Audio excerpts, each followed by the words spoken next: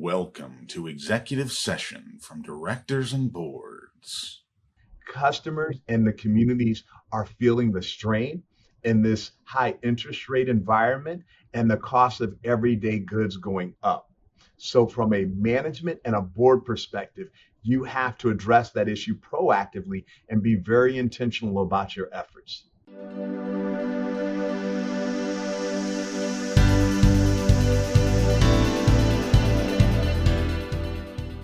Hello and welcome to Executive Session, the official podcast of Directors and Boards. I'm your host, Bill Hayes, Editor-in-Chief of Directors and Boards. We just heard from Calvin Butler, President and CEO of Exelon, on customer affordability. In this episode of Executive Session, we'll also explore cybersecurity and AI with Helmuth Ludwig and the unintended consequences of board decision-making with Nina Henderson. Cyber risk doesn't sit still long enough for a board to master it once and move on. The threat evolves faster than most governance structures were built to handle, and AI is only accelerating that pace. Helmuth Ludwig brings a rare vantage point on this challenge. He's chair of Humanetics Group, a director at Myers Industries, and a director and audit committee chair at Hitachi, giving him a front row seat to how different boards are dealing with AI oversight. He joins us to unpack where boards commonly stumble on cybersecurity, why it demands a different lens than other enterprise risks, and how committee structure, board composition, and director education need to evolve to keep pace.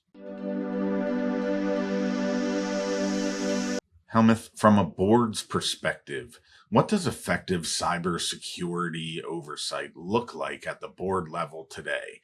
And where do boards most often get it wrong? Cybersecurity traditionally has been a little bit in the technology corner, but when you look at it today, it touches really literally every part of the corporation. It touches operations, finance, legal, can have an enormous impact on your reputation. And so effective and efficient cybersecurity, number one, it needs to start with transparency. Do you know where your company stands? Do you have the right processes in place? And you have indicators that, number one, describe where you're standing absolute or relative to other companies, but also, are you getting continuously better? Or you have to assume you're probably never 100% secure that you cannot be breached. So you have to be ready for the time where actually a breach happens, meaning where an unfriendly actor is able to enter your system. And then the key question is, have you trained how to act? Is your company ready to confront the situation? And also, is it able to recover? So the key point here is not only being ready to avoid as much as possible a potential cybersecurity threat, but also to have the resilience to recover adequately. And I think the failure sometimes is really thinking, okay, well, we have some technology guys that will take care of it. We have to recognize it's really literally a business topic, and because of this, relevant for all board members, and all board members should be able to ask the right questions to management regarding the resilience of the company. How should boards think about cyber risk differently from other enterprise risks, especially given the speed of change and the impact AI has on the threat landscape? Yeah, maybe let's start with a similarity. When we look at enterprise risk, we always look at impact and probability. And that simple approach, of course, also is relevant for cybersecurity. You want to make sure you understand which type of assets are most important. Where do you have the most critical IP in your company? But whereas the difference is the speed of change. You mentioned already in your question. If you just dial the clock back 2 years ago, from detecting a so-called zero-day vulnerability, meaning where somebody encountered and found an issue in software which allows for an actor to take advantage of it. And having this vulnerability exploited, meaning a bad actor uses it and really enters into your system. There was a time difference of 53 days. Today it's hours, and I would expect in the future it will be minutes and maybe less. We saw this in April when Anthropic was coming out with a new offering, Mythos. And they had to recognize, and shortly before actually release date, that they're, besides being a very powerful generative AI tool, that it also was very powerful in identifying potential threats at companies or opening at companies, vulnerabilities. And they then had to start actually not making it generally available, but making it available only to very selected software companies that tested their software first in a frame of a project called Glasswing, where they made sure that the software, these threats that could be identified, that they could identify them and cover them. This was in April. It took then more than 2 months until a reduced Mythos actually became available. So that already shows the enhanced exposure and enhanced risk. Now the question is, what can companies do about it? And when I was CIO at Siemens, we introduced a system or a process which is called Zero Trust. And if somebody is more interested in this, NIST has a very good publication about it. And NSA just came out this year with a very detailed description of the approach. But in simple terms, what it means is, it means you never trust somebody. Meaning, if somebody walks into your door, you first check identity, and second, you are very clear which type of information, in this case, an individual, is allowed to access. So your salesperson in the UK might have access to the CRM system in the UK, but not to your global ERP system or not to the CRM information in, let's say, North America. Now, what the Zero Trust means, and there it really becomes very interesting, what it means is you're, by identifying certain areas that only are possible for individuals to access, you make sure that you don't get so-called lateral movements. What does that mean? Some of you might remember there's a global retail chain which was attacked, where somebody came into the air conditioning system. Makes a lot of sense. You want to have your air conditioning being maintained and being maintained from another area, so somebody is able to access your air conditioning system. But they were not only able to access your air conditioning system, they could move laterally into your cash register and access credit card information. And this is something you want to avoid. You want to avoid that somebody is able to move from left to right, from maybe something which is not a very critical asset to highly sensitive information. And I would recommend any board member to get acquainted with what Zero Trust really means and what most modern cybersecurity tools allow companies to install and protect their critical assets. As cyber and AI become more strategic, how should boards think about committee structure, board composition, and director education? Yeah, so today around 80% of boards have delegated the cybersecurity responsibility to audit committees. Other companies that have so-called risk committees, very often in the finance sector, they have this allocated to the risk committee, another maybe 10%. And the rest is, most of those companies have this at board level.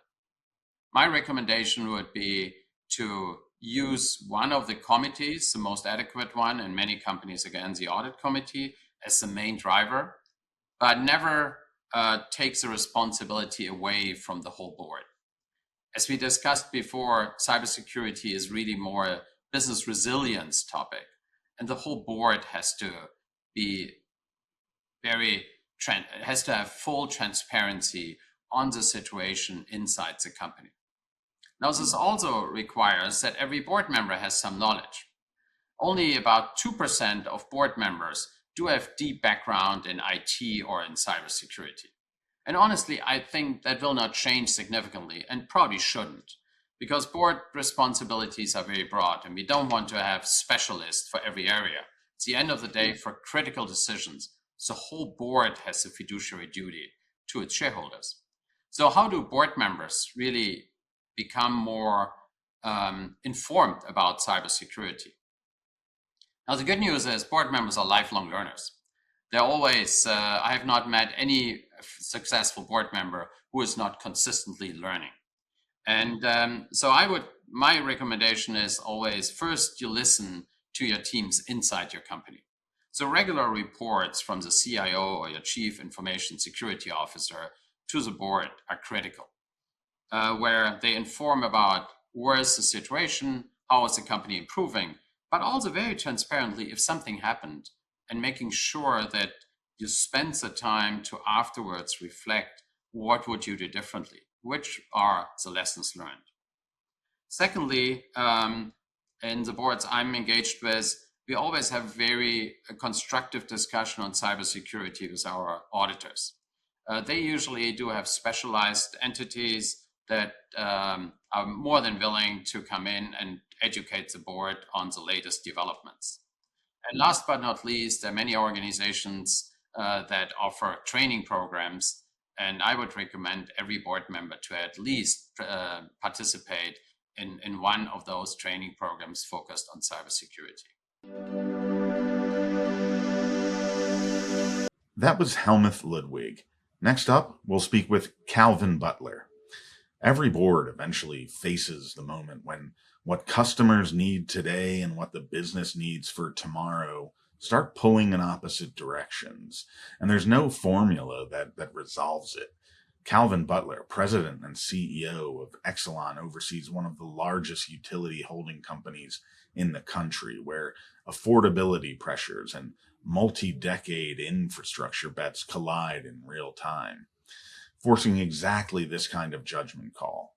In this segment, he joins us to talk about how directors can hold on to long-term conviction when everyone around the table is watching the next quarter, and how to tell the difference between smart preparation for an uncertain future and an expensive bet that never pays off. Calvin, customer affordability and long-term investment often pull in opposite directions. From a board perspective, how should directors evaluate those trade-offs without sacrificing either near-term trust or future competitiveness? No, Bill, I love the way you frame the question, but I would tell you, you can't sacrifice one or the other, because I believe we need to look at them as a board as, are they adding value to the customers that we have the privilege and responsibility to serve? Because from an investment standpoint for us, reliability is foundational. So then the affordability, the customers are experiencing it, and you can't just negate what they're feeling. So what we have tried to do is express it in terms of the value offering of what the company is bringing to the table, and what if you did not do X, that will be the consequence. And then say, can we partner together to come to a mutual conclusion? Because it's not going away anytime. Customers and the communities are feeling the strain in this high interest rate environment and the cost of everyday goods going up. So from a management and a board perspective, you have to address that issue proactively and be very intentional about your efforts. Many boards are being asked to make decisions today whose payoff may not be visible for 5, 10, or even 20 years. What governance practices help directors maintain conviction in long-term investments when investors, customers, and other stakeholders are focused on immediate results? The balance in long-term decision making for short-term impact, that's always the challenge. So you root yourself in a core foundational strategy. Are you in alignment on the long-term strategy and vision of the organization? And if you are, you have to give latitude to effectuate it. Now, what I'm saying is you have to be able to pivot and willing to pivot. But I provided my board, my personal board, and my leadership team a book called Go Long. It was a book by Dennis Carey, I believe it was. And it talks about why a long term strategy is best. Um, and long term thinking is the best long term strategy because you have to be anchored on something. And if you don't, and I always think of your anchor being values and customer. And then if you treat both of those with respect and really manage, the rest of it takes care of itself. And that is how we operate the business. Now, understand, you have to be, and we must be willing to answer the tough questions on because we are being measured, rightfully or wrong, quarter to quarter and annually.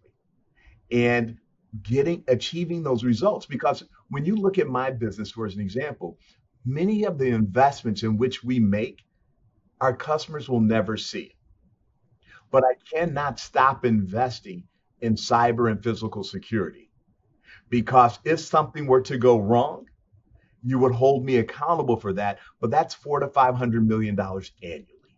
You can put that in perspective, and you have to allow management to make the case, and then as a director to ensure that the proper oversight and you're getting the value from those investments. If you think about technology investments, most technology investments aren't immediate payoffs, but it's setting you up for the long term to deliver that ultimate value.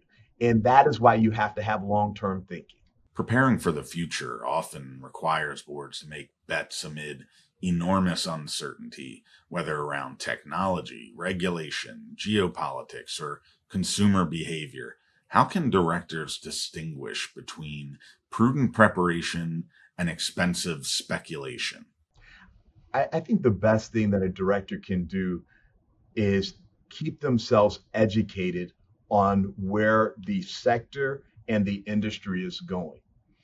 You should always, as a director, understand the benchmarking of the business. Are you benchmarking against others in your category? And are you best in class? Where do you fall within that spectrum? And hold yourselves accountable to it. A lot of times, we don't hold the management team accountable to being the best. And if they are saying, hey, we're not interested in being the best in class because that doesn't fit our business model. Okay, so what is that strategy? Understanding, going back to that core strategy and understanding the metrics that build up to that strategy will allow you to understand the investments and the long-term thinking once again of where you're going. Because this is what we do know. The metrics don't lie. And understanding where the industry benchmarks are will set you on a course to continue to move the business or help move the business forward with the management team.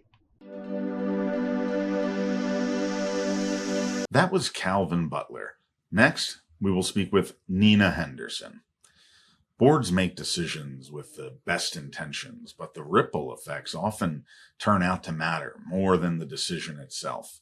Nina Henderson, a director of International Workplace Group, has spent her board career examining how compliance pressures and external scrutiny can push boards towards decisions that look like progress, but quietly erode strategic thinking and agility.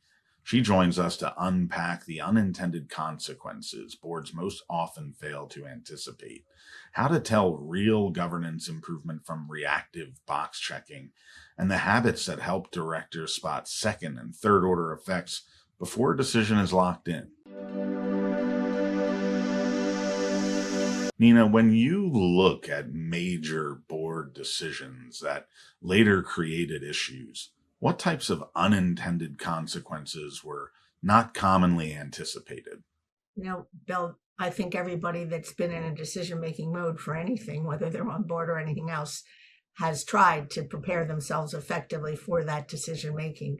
And I must say, I've been in a lot of industries, as you know, and I must say that most of the preparation for decision and the thinking in advance is pretty intense and well thought out to the best of one's ability, because none of us are soothsayers, as it were. But of course, there are realities that then, after you've made the decision and you start proceeding and executing, it's like, wow, what happened here? Why did this occur? And I do think one of the things that has occurred to me and that I've experienced is oftentimes the internal assessment of what would happen for a decision is very in depth. There's all sorts of um, elements about why this makes sense, how it fits the strategy, or how it fits the expertise of the organization. All of those elements are included in the decision matrix, shall we say. But often the external things are in there, but they're not in there with what if. And I think one of the big issues about the external environment is that you can never, and your competition, your regulatory framework, the things that you really will have absolutely no control of, let's say geopolitical things of that nature. But the what if thing is very important. And building into the decision endpoint, one should always have the flexibility. So to me, it's always good to go through the why, when, and how. Yeah. But then what if XYZ could happen? What will we do? What's the flexibility here? Can we retrench on something? Can we roll back? At what point is there a go, no go? All of these elements, I think, have to be put into the matrix ahead of time so you know what you're doing. The other thing is, I like to sort of check the pulse through something. Once you move into execution role, I'm calling it execution, but once you put it into the marketplace, or once you actually start making the capital investment and so on, are you looking at it routinely to see how it goes? Did you build in, guideposts of how things were supposed to transpire? And if something happened, can you turn left, right, or can you slow it down? Can you move it up? These are the things I think are so important in preparing oneself to take an enterprise forward, and most importantly, to take the talent forward. Because if you don't give yourself a big enough bandwidth to make responsive adjustments, you're in trouble. The other thing is, I think once you have, let's say you're well into an execution of something, what about your after action reviews? What happened? Did it go the way we thought? What did we miss? Well, if we didn't miss, was the budget over? All sorts of elements. And that goes way back to when you first start designing what you want to do and why, what it's going to cost you. What are the demarcations of success or failure? How much flexibility have I put in? Have boards become too compliance oriented in ways that unintentionally weaken strategic thinking, risk taking, or management agility?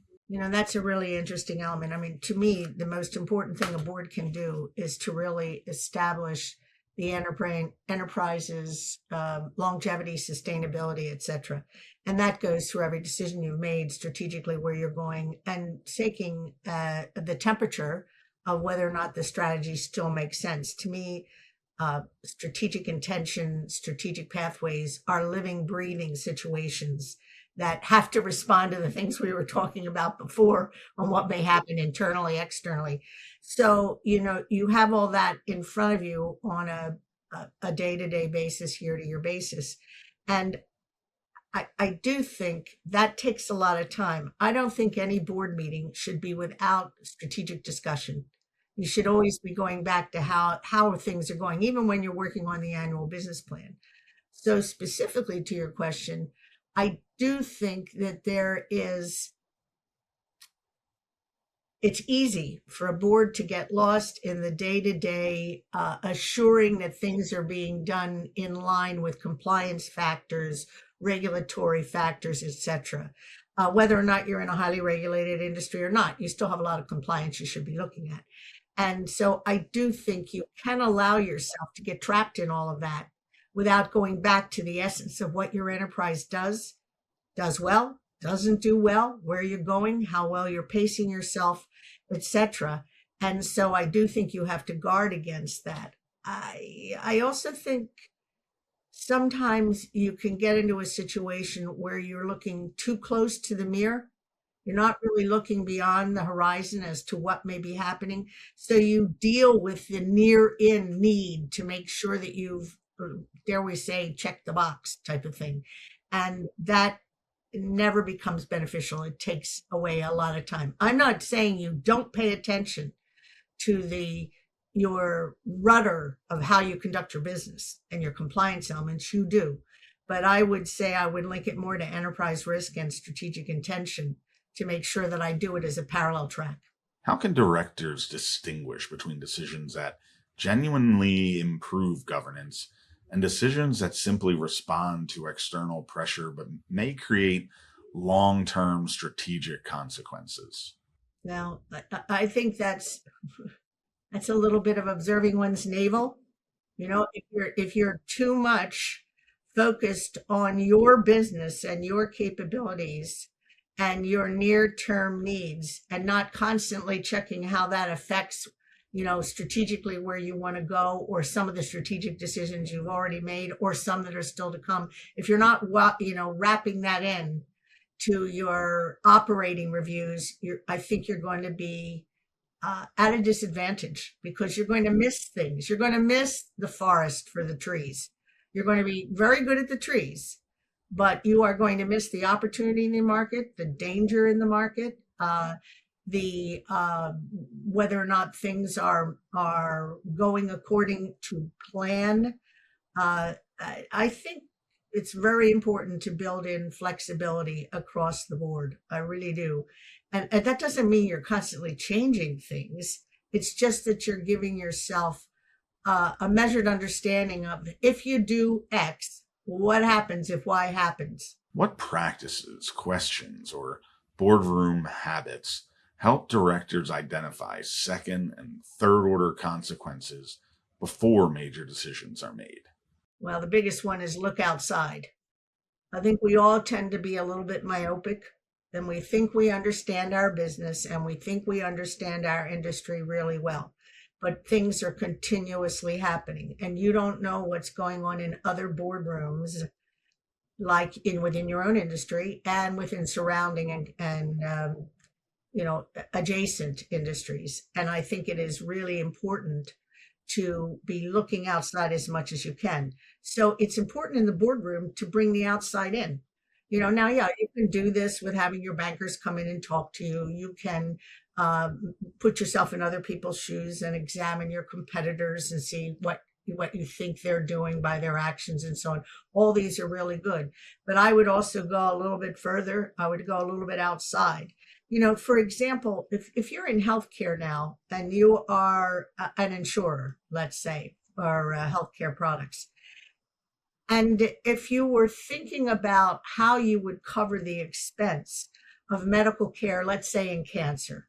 Now, as we know, historically, you used to get, I'm going to make this very simple because this is not true, and I don't mean to make cancer into a simplistic, if you have cancer, then you do this. So let me just excuse myself from that.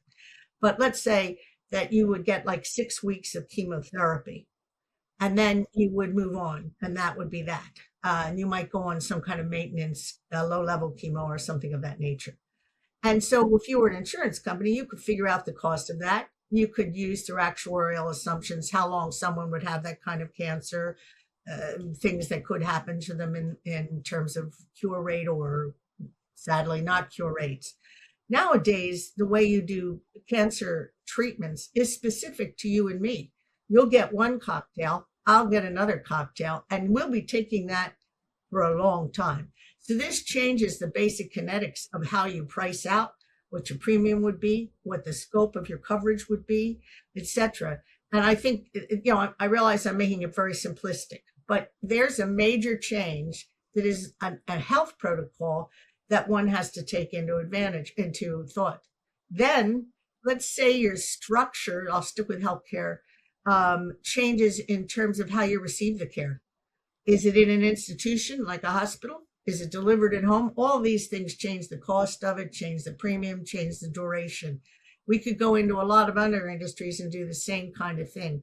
I think it's important, again, to sort of say, how could change happen to us?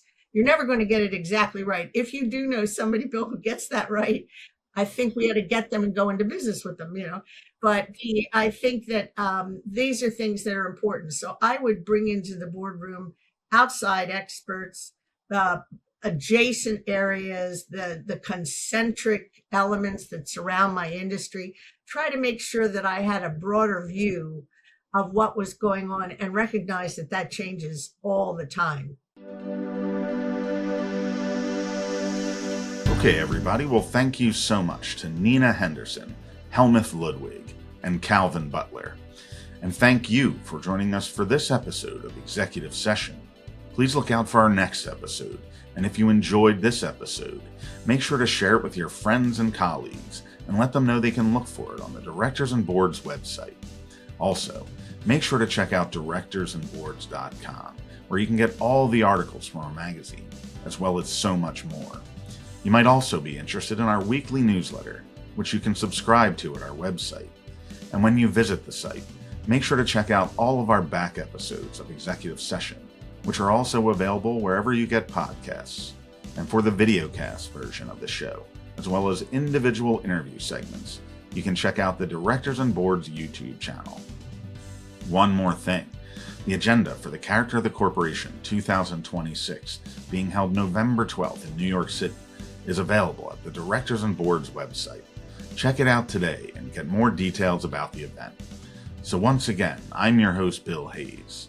And until next time, consider this executive session closed.